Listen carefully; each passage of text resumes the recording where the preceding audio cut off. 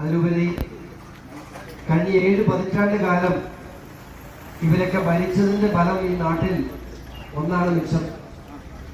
ഈ നാട്ടില് ജീവിക്കാൻ കഴിയാതെ നമ്മൾ ചെറുപ്പക്കാരിൽ നാട് വിട്ടുപോകുന്ന അവസ്ഥ 7 പതിറ്റാണ്ട് കാലമായി മാറി മാറി ഭരിച്ച ഈ മേഖലയിൽ ഇടതും വലുതും മാറി മാറി ഭരിച്ച നമ്മുടെ നാട്ടില് ഇന്ന് 10 ചെറുപ്പക്കാരെ കാണാനില്ലാത്ത അവസ്ഥയായിരിക്കും.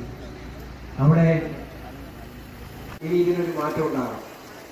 ജനിച്ച മണ്ണിൽ ജീവിക്കാനുള്ള അവകാശം അത് ഓരോ ഇന്ത്യൻ പൗരനുള്ളതാണ്. അതിന് ഇടതുപക്ഷമോ വലതുപക്ഷമോ മതിയാകില്ല. അതിന് നരേന്ദ്രമോദിയുടെ സഹായം ആവശ്യമാണ്. തീർച്ചയായിട്ടും പാലായിലേക്ക് അടുത്ത 5 വർഷക്കാലവും ഈ രാജ്യം എങ്ങനെ വികസിക്കുന്നു അതേ തരത്തിലല്ല അതിലൊരു പടി മുകളിൽ പാലായി ഈ ലോകത്തിന് മാതൃകയായി, ഈ നാടിന് മാതൃകയായി പാലായി വികസിക്കും. ആ വികസനത്തിനൊപ്പം നിങ്ങൾ എല്ലാവരും ഉണ്ടാകണം എന്നാണ് എനിക്ക് അഭ്യർത്ഥിക്കാനുള്ളത്.